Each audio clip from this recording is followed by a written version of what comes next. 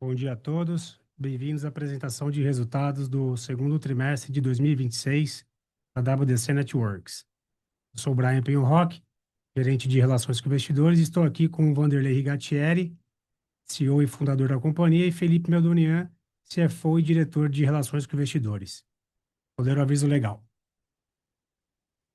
As informações contidas neste documento relacionadas às perspectivas sobre os negócios e de crescimento da WDC Networks são baseadas exclusivamente nas expectativas da diretoria sobre o futuro dos negócios. Essas expectativas dependem substancialmente das condições de mercado, do desempenho da economia brasileira, do setor e dos mercados internacionais e, portanto, estão sujeitas a mudanças sem aviso prévio. Todas as variações aqui apresentadas são calculadas com base nos números, sem os arredondamentos. O presente relatório de desempenho inclui dados contábeis e não contábeis. Os dados não contábeis não foram objetos de revisão por parte dos auditores independentes da companhia. Eu passo a palavra para o Vanderlei. Oi, boa tarde. Bom dia, pessoal, tudo bem? Obrigado, Brian. Obrigado, Felipe, por estar aqui com a gente. A gente está mais uma vez aqui com vocês para apresentar os nossos resultados do Q2, né, do segundo trimestre de 2026. E, mais uma vez, números muito bons, muito positivos da nossa companhia. O primeiro número que eu gosto de dizer bastante é sobre o nosso saldo de caixa, né? Realmente a gente colocou em prática desde o ano passado uma política de dar preferencialidade para ter mais caixa e às vezes até deixando de lado alguma venda que teria um pouco mais de risco para facilitar a companhia ter em caixa um volume muito próximo daquilo que é a nossa necessidade de pagamentos de dívida dos próximos 12 meses. Então, a gente está fazendo esse trabalho muito bem feito de casa. Eu acho que é fundamental a gente ressaltar isso. A outra coisa importante é que a nossa geração de fluxo de caixa operacional tem sido quarter a quarter muito superior ao que a gente fazia nos anos anteriores. Esse trimestre foram 134 milhões de geração de fluxo de caixa operacional, aliás, desses últimos 6 meses, né? Isso é mais de que 55% do mesmo período do ano passado. Outra coisa impressionante é a nossa conversão de caixa entre EBITDA e fluxo de caixa, ou seja, foram 122% de conversão de caixa sobre o EBITDA e versus 115% do primeiro trimestre. Então, a gente está mantendo essa relação de conversão de caixa versus EBITDA. Alavancagem, super sob controle, estamos em 1,7 do EBITDA versus 1,8 que foi no primeiro trimestre e dentro da nossa ideia de ter cada vez menos dívidas, né, versus o nosso caixa. Uma das estratégias que tem dado resultado e tem gerado todo esse movimento positivo da companhia é que a gente está privilegiando a modalidade revenda versus a modalidade de aluguel. Isso principalmente para que a gente poupe CAPEX, né? No momento em que o Brasil ainda tem uma taxa de juros muito alta, né? Apesar dessa redução recente, mas estamos ainda a 14%, ainda temos a maior taxa de juros real do mundo, então a gente está fazendo o trabalho de preservar o máximo possível o caixa. Tanto que o CAPEX desse trimestre foi apenas 13,7 milhões, versus 14,5 milhões do primeiro trimestre, que é muito menor do que a gente estava praticando nos anos anteriores. A nossa margem EBITDA continua num patamar super elevado, 27,7. O nosso lucro líquido ficou em 2,9 esse trimestre, um pouquinho abaixo do que a gente teve no primeiro trimestre de 2026, mas a gente está mantendo o nosso retorno sobre o capital investido bem acima do que era nos anos anteriores, estamos em 8,3%. Então, no geral, a companhia tem melhorado muito os seus fundamentos, tem feito a lição de casa da gestão muito sustentável da companhia para atravessar esse período que ainda está muito turbulento no Brasil e no mundo, né? E você tem que lembrar que vocês todos devem estar acompanhando a dificuldade dos fabricantes entregarem os produtos por causa da dificuldade que eles estão tendo de comprar chips de memória e processadores. Então, a gente tem sentido isso, tem deixado um backlog aí de pedidos que nós não conseguimos atender muito alto ainda por causa desses atrasos dos fabricantes. Mas mesmo assim, os números estão muito bons, muito melhores do que a gente tinha nos 2 anos anteriores. Vou passar a palavra para o Felipe, ele vai dar uma detalhada nesses números todos para vocês, e depois eu volto lá no final para mostrar um pouquinho da perspectiva e do status atual da companhia. Obrigado. Bom dia a todos. Obrigado pela participação no call, pelo interesse, pelas perguntas que virão ao final. Vamos dando sequência aqui à apresentação, falando especificamente de mix de vendas e receita líquida na sequência.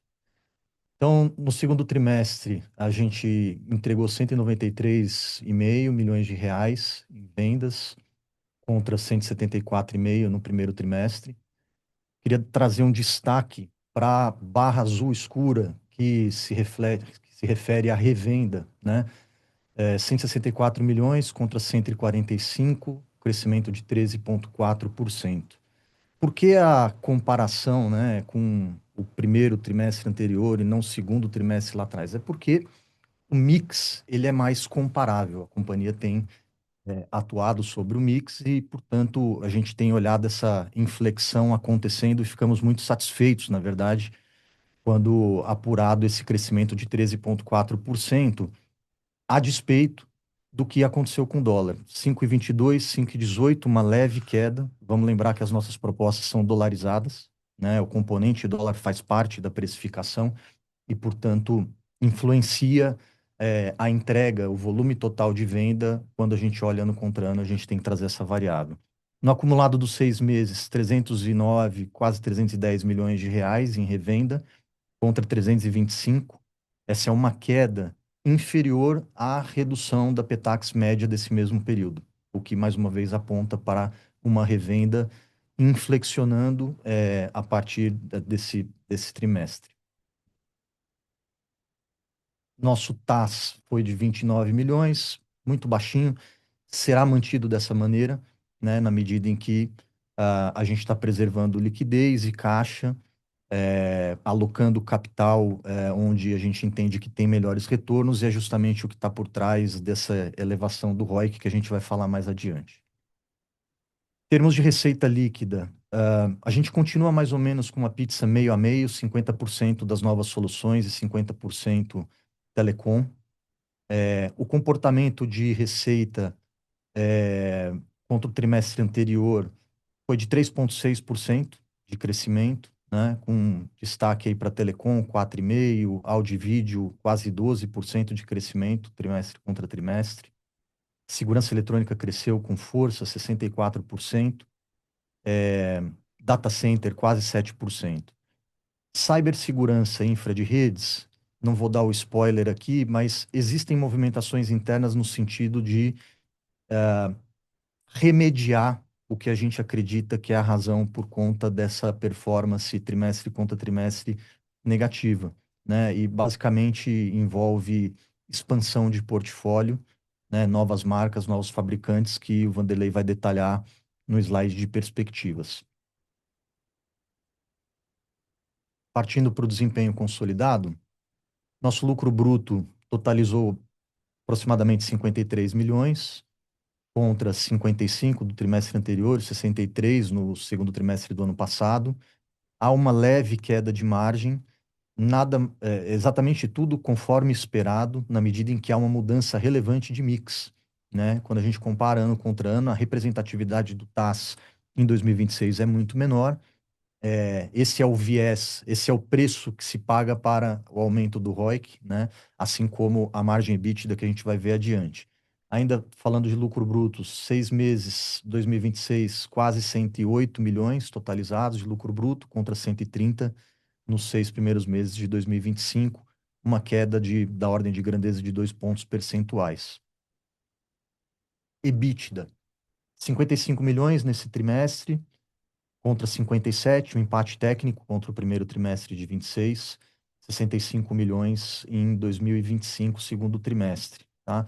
Também a gente vê uma leve queda em pontos percentuais de margem, mas, mais uma vez, um reflexo natural da mudança de mix, que traz um benefício de caixa, traz uma liquidez, e é justamente esses os pontos positivos que pretendíamos conquistar e que a gente entende que está entregando exatamente aquilo que tinha sinalizado para o mercado e essa orientação estratégica de privilegiar a revenda nesse momento de juros ainda alto, mercado incerto, muito volátil e assim por diante.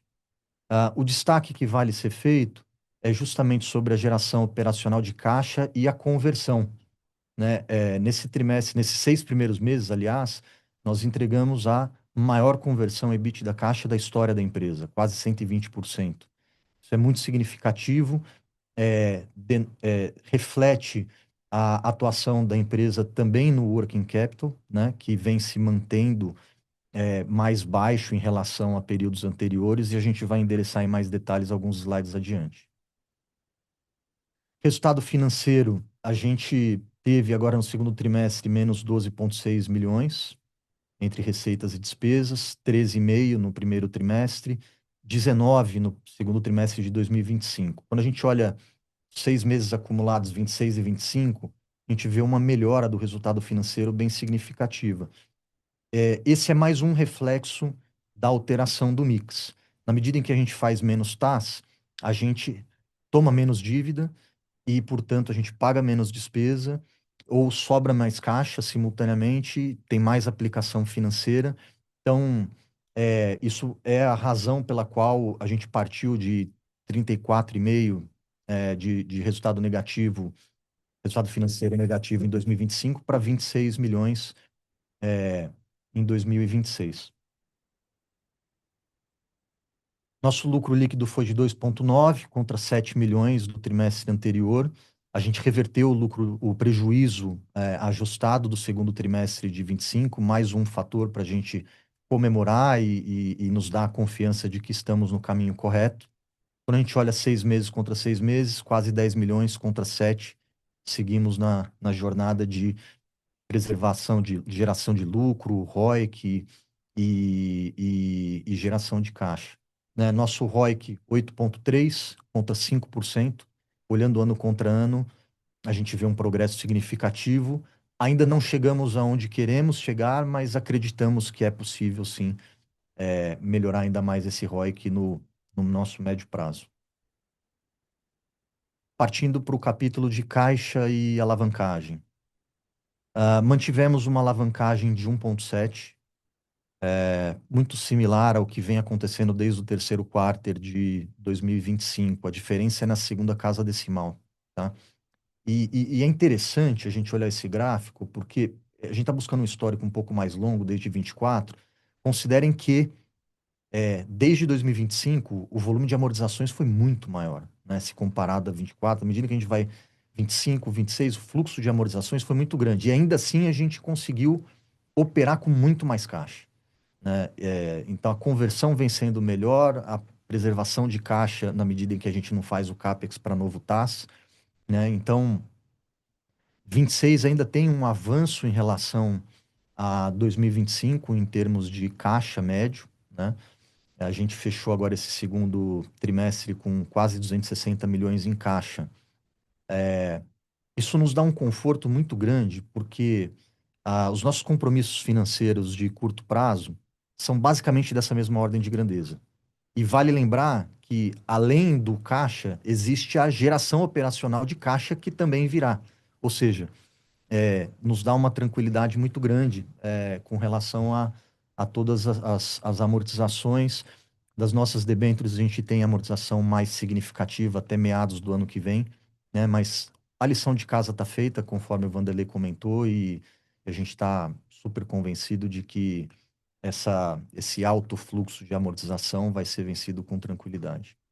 O custo da dívida continua muito baixo, muito competitivo. Vale lembrar que esse 1,7 ele acaba sendo influenciado na média ponderada pelos FINIMPs que nós estamos fazendo, né? E pretendemos seguir fazendo também.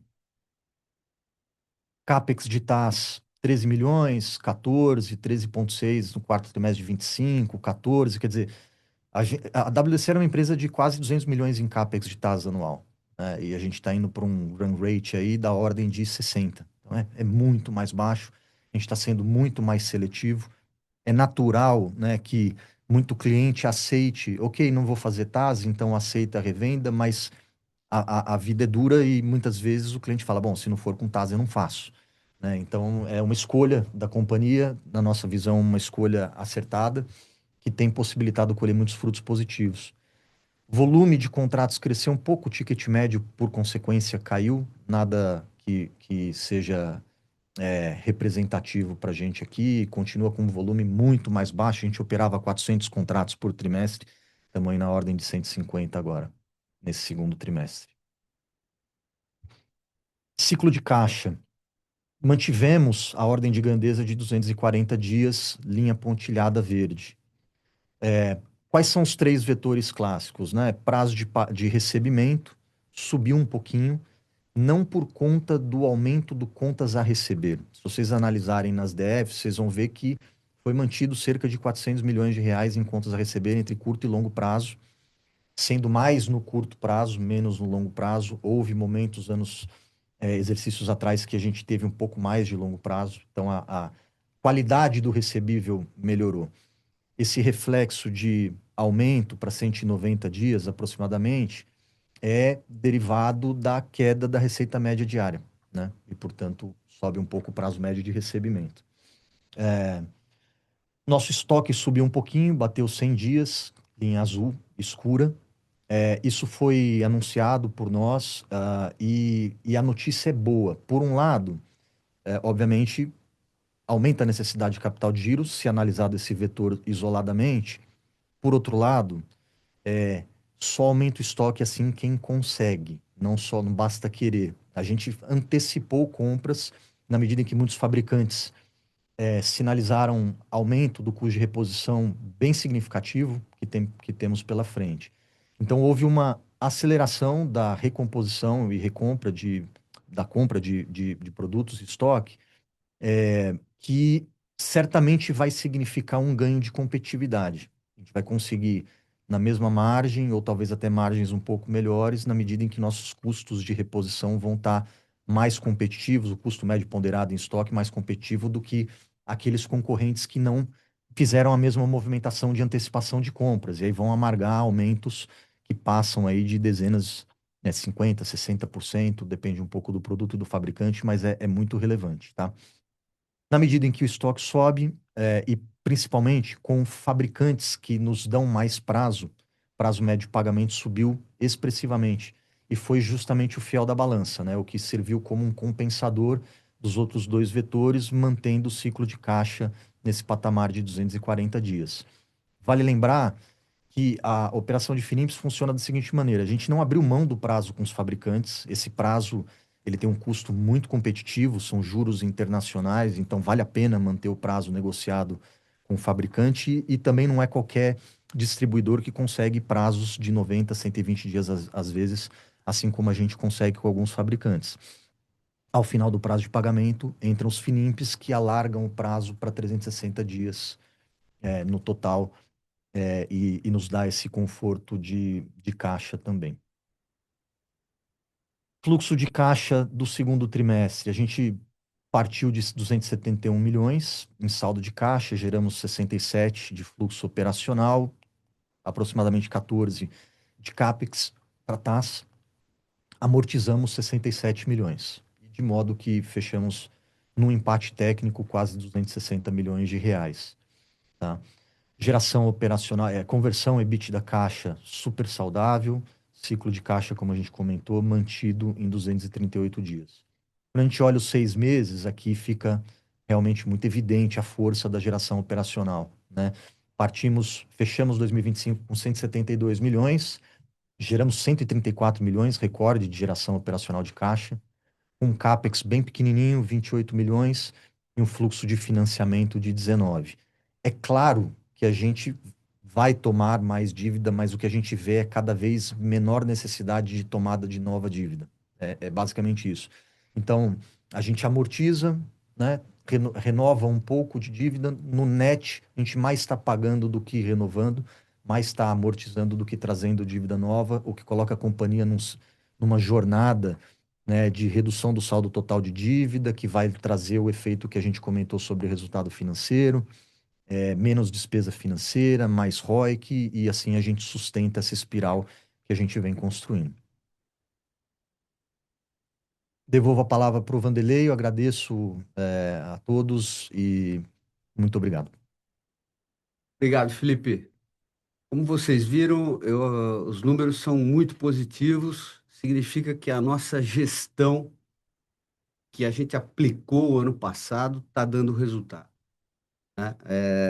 Às vezes a gente tem que tomar um remedinho mais amargo, mas o resultado é super positivo, né? Então, às vezes a gente fala, olha, eu vou não fazer essa venda ou recusar esse negócio em benefício do todo da companhia. E é isso que a gente está fazendo. Tem que ter coragem para fazer isso, e a gente tem muita coragem para deixar essa companhia super saudável e ir num caminho, numa trajetória positiva. E aqui eu quis mostrar essa mandala aqui, porque eu acho que é isso que é o resultado de tudo que a gente está fazendo. A gente está tendo mais lucro do que nos anos anteriores, revertemos um super prejuízo do ano passado, né? A gente está com menos necessidade de capital de giro, o que é importantíssimo para o ciclo da companhia, né? Então, hoje você vê que a gente teve uma redução de 75 dias no capital de giro. Acho que foram remédios super importantes de gestão, de controle do estoque que a gente tem, mesmo com esse aumento de preços causados pela IA, né? Que está aumentando muito o preço dos produtos, e a gente conseguiu segurar aumentos por causa dessa nossa estabilidade financeira, desse nosso acordo muito bem feito com os fabricantes. Outra coisa que eu quero mostrar para vocês é que a gente está aumentando o nosso portfólio de produtos, principalmente em áreas que a gente acha que são super estratégicas. A primeira coisa que eu quero mostrar é que a gente fechou, né, no mês passado, uma parceria muito importante com a Laitera. A Laitera é a antiga Furukawa, é uma empresa muito forte no mercado de TI, né, de cabeamento estruturado, muito estratégica para os data centers, para fazer cabeamento para data center, e também para a expansão de rede dos provedores de internet com fibra ótica. Então a gente agora é distribuidor oficial da Laitera. Já começamos muito bem o mês passado, fechando alguns bons negócios. Outro produto que a gente já tem também nesse trimestre foi fechado é com os servidores da Gigabyte, principalmente com os produtos que eles embarcam da NVIDIA. Isso tem trazido para a gente bons negócios que devem se concretizar nos próximos meses aí, principalmente nessa área estratégica de nuvem, né, de data center. E recentemente fechamos, né, com uma empresa que é uma das 12 maiores empresas de tecnologia do mundo, que é a Tencent. É uma empresa chinesa muito forte, que tem muitos produtos, mas a gente fechou principalmente com a parte de nuvem, de cloud. Então, a partir desse mês, a gente passa a vender no mercado de TI, de infraestrutura, de data center, cloud.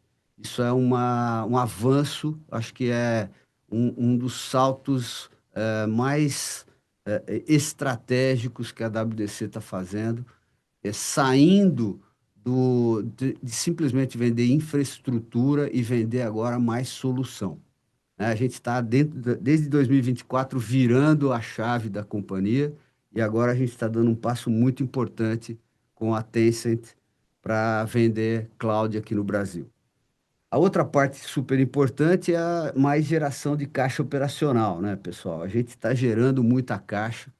E eu quero fazer um ponto aqui, porque a estratégia que a WDC teve desde 2013 de fazer TaaS, né, se mostrou uma estratégia muito importante para a companhia. E a gente tinha claramente essa visão de que a gente teria previsibilidade de receita, né? Teria recorrência de receita e seria um grande buffer para os momentos de crise. E é isso que a gente está aplicando agora. Ou seja, no momento em que o Brasil já está há quase 2 anos com uma taxa de juros absurda, né? Fazendo com que as empresas se endividem mais só para pagar juros, que não tem condição de geração de caixa suficiente para isso. Hoje nós temos mais de 6 mil empresas em recuperação judicial, né? Isso é um fato que ninguém pode negar. O Brasil está fazendo um aperto muito grande nas empresas. E a gente tem aí um buffer, que é o backlog de TaaS, que agora só está convertendo em caixa. Ou seja, a gente está atravessando esse período com uma saúde muito grande, né, para o negócio, né? E isso é fundamental.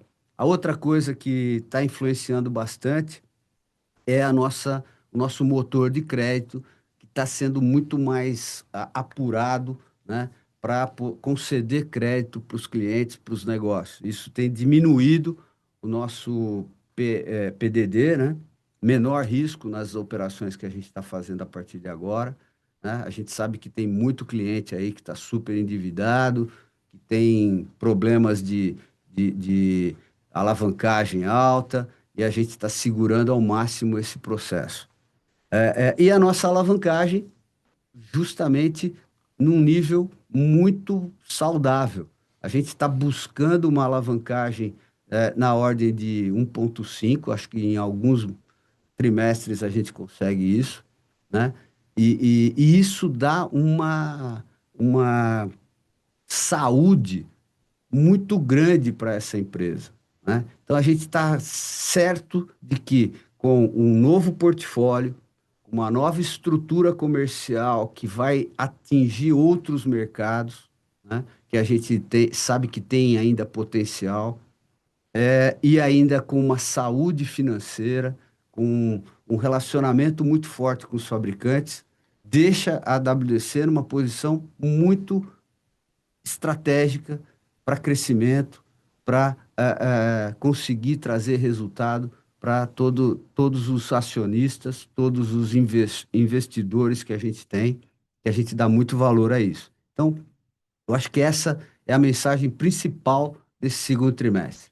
A gente está mostrando, trimestre a trimestre, que essa companhia tem gestão, que essa companhia tem preocupação com o futuro, que essa companhia tem um apreço muito grande com os debenturistas que acreditaram na gente, que a gente está aí cumprindo as obrigações sem nenhum tipo de problema, né?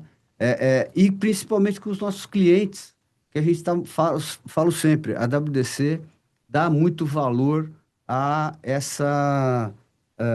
esse relacionamento com os clientes de longo prazo, né? A gente está aumentando a presença em outros mercados, principalmente nos integradores de TI, né? Vamos ter mais produtos novos ao longo desses próximos trimestres, coisas que já estão em andamento, logo, logo vão ser anunciadas. Ou seja, a mensagem é super boa, a mensagem é positiva demais, né?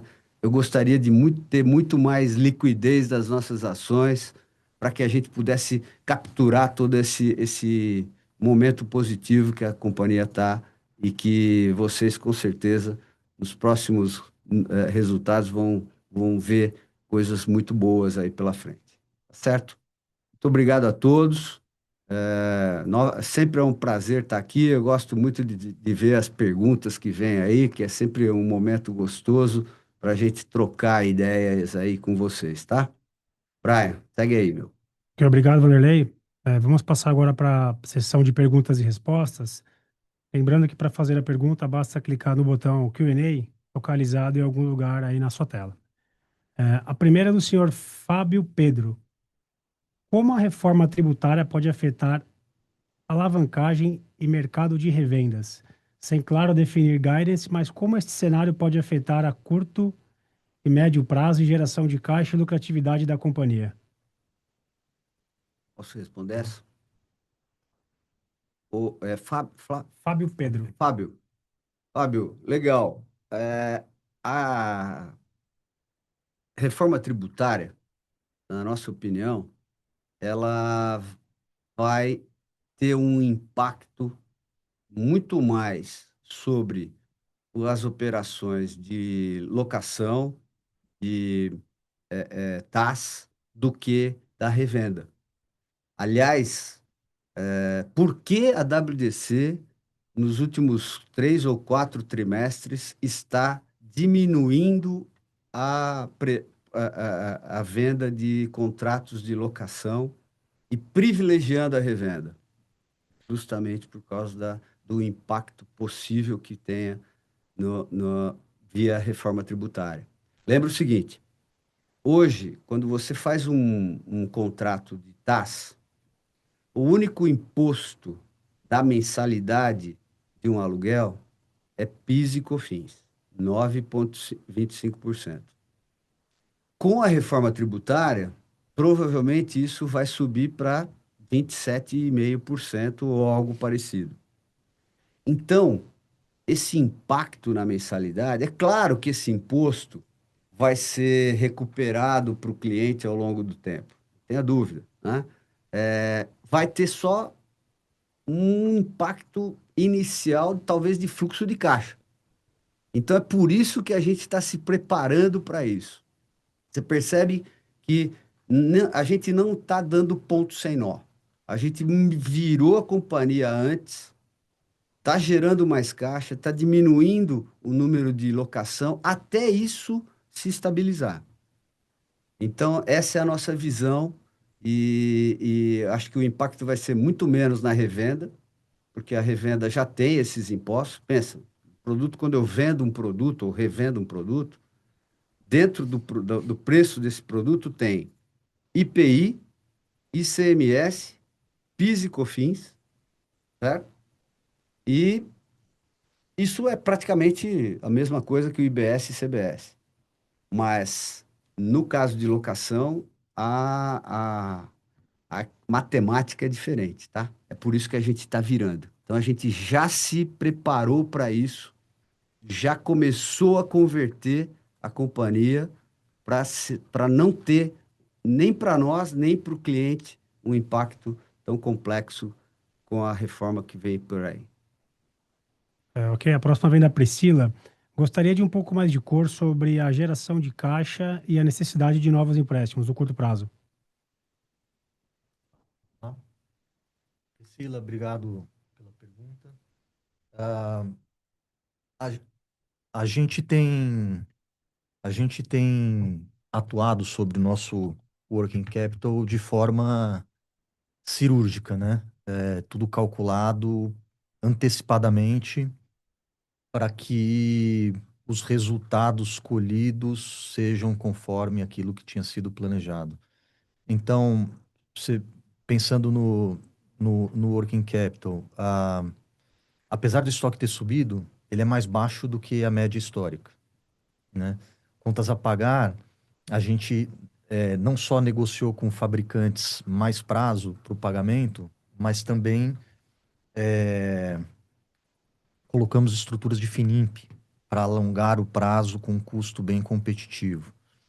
No prazo de recebimento, existem alguns vetores agindo simultaneamente e é super legal se você pegar a demonstração financeira e lá na nota explicativa, você vê no SG&A da empresa, nas despesas operacionais, o fenômeno do crédito da cobrança, né? A gente está recuperando muito mais do que recuperávamos. A gente está provisionando muito menos do que provisionávamos. O aging da carteira vencida está mantido. Isso é, assim, para a gente um fator de muita comemoração, porque a gente sabe que a qualidade do crédito está deteriorando para todo mundo. Não é um privilégio de uma empresa ou outra, é um cenário, é uma situação sistêmica, quase, né? Muitas empresas endividadas, grande volume de RJ, e a gente não está vendo isso acontecer nos nossos resultados. Então, o working capital sob controle, otimizado, permite o quê? Que o EBITDA vire caixa. Se o working capital está desbalanceado, muito fica no meio do caminho e o EBITDA não se converte em caixa. Então, isso não é um trabalho deste trimestre, isso é um trabalho que ele é consistente, tem continuidade. A gente pode falar que a gente está fazendo isso há 18 meses, pelo menos, né, para colher esses resultados. Ela falou de caixa, working capital, qual que era o segundo ponto? Necessidade de De endividamento. novo endividamento. Perfeito. Como é que uma coisa conversa com a outra, né? Na medida em que a gente tem uma posição de caixa muito grande, a gente tem uma perspectiva de conversão de EBITDA em caixa também muito grande, isso significa que a gente pode enfrentar as torres de amortização sem tomada de nova dívida. Então a gente não vai tomar dívida para pagar dívida. Não tem nada de errado nisso, tem muita gente que faz. A própria WDC já houve trimestres que a gente fez isso. Mas, felizmente, a situação atual nos permite amortizar sem tomada da totalidade amortizada em nova dívida. O que a gente vê no nosso médio e longo prazo, nos cenários e simulações que a gente realiza internamente, na medida em que a gente segue privilegiando revenda e menos TAS, é uma companhia cada vez com menos dívida, com a possibilidade no longo prazo, inclusive, de virar para caixa líquido. É isso que a gente enxerga, né? É para isso que a gente está tomando o remédio amargo de, às vezes, negar uma venda, né, de TAS, mas porque a gente enxerga esse benefício. E aí cabe a nós sermos disciplinados e consistentes na execução, tá? Então é basicamente isso. A gente tem uma posição de liquidez muito boa e uma conversão que a gente acredita com veemência. As torres pesadas, para concluir, se encerram em junho do ano que vem. A gente ainda tem uma torre relevante em dezembro desse ano, junho do ano que vem, e depois a gente tem um fluxo de amortização bem mais brando, né? Então a gente está quase lá. Já falta bem pouquinho. Obrigado pela pergunta. Boa. Vou pegar mais uma aqui do Anderson. Como devemos pensar a trajetória de margens daqui para frente à medida que o mix migra para a revenda? Opa, com certeza vai dar uma diminuída. Esperado isso, né? A margem contábil da alocação, ela é mais alta. Por quê? Porque muitas vezes se esquece que eu tenho que fazer depreciação, que eu estou fazendo capex lá embaixo e tudo mais, né? Então, a margem EBITDA tende a ser indo reduzindo, vai se reduzindo, na medida em que os contratos de locação também vão diminuindo a presença na receita líquida, mas não vai ser muito forte, mas vai ter uma redução. Isso não significa que isso é ruim, né? Porque na medida em que eu estou tendo mais retorno sobre o capital investido, que eu estou gerando mais lucro do que eu estava gerando antes, porque para fazer capex eu tinha que tomar dívida, virava despesa financeira, né? Então, na verdade, a gente não se preocupa tanto com essa margem, mas se preocupa mais com o resultado lá embaixo. O resultado lá embaixo, que é o que paga dividendo, é o que paga a empresa e tudo mais, esse está aumentando. Então é isso que a gente está fazendo, viu? É trocar um pouco dessa margem EBITDA, né? Que muitos dizem aí que é uma margem, tudo bem, maravilha, tal, mas não é o principal indicador da saúde de uma empresa, né? A gente percebe que isso vai cair um pouco, mas isso já está caindo, mas está melhorando muito o nosso resultado na última linha. É isso que a gente está buscando.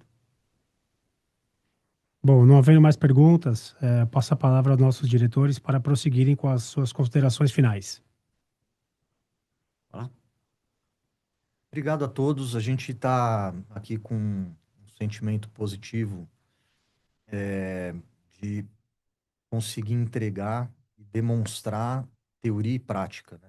Muitas vezes a gente fica no campo da teoria, muitas vezes a execução se perde, né? Quantas vezes boas ideias ficaram só no campo da ideia e a execução pecou. A gente tem conseguido entre a teoria, a execução, disciplina e a entrega, isso é muito gratificante.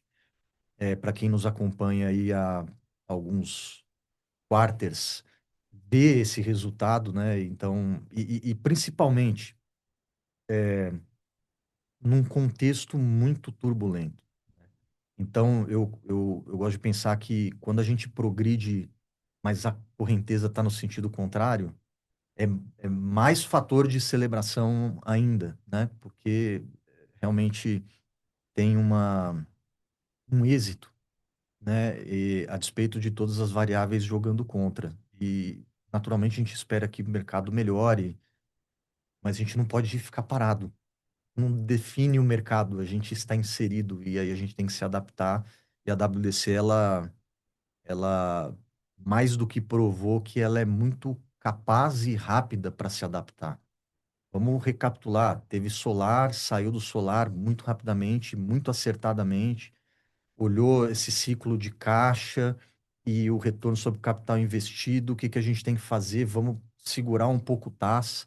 Quer dizer, são decisões importantes que ilustram aí essa adaptação e essa capacidade de se reinventar e se adaptar ao contexto. Então, muito obrigado a todos aí pela participação e pelo acompanhamento. É isso aí, muito bom. Acho que para finalizar, eu só quero dizer que a gente está fazendo tudo que a gente pode para melhorar a saúde da companhia, para dar mais resultado, para trazer retorno para vocês, investidores, acionistas, né? Esse é o nosso momento. E graças a Deus, e graças ao nosso time todo, né, da companhia, e dos nossos acionistas que estão sendo muito presentes, ajudando, né, a gente tem feito direito, né, navegando sobre águas muito turbulentas, né, não só aqui no Brasil, como lá fora. E aí a gente está passando ileso sobre isso. Bom, muito obrigado, até mais, um abraço a Obrigado. todos.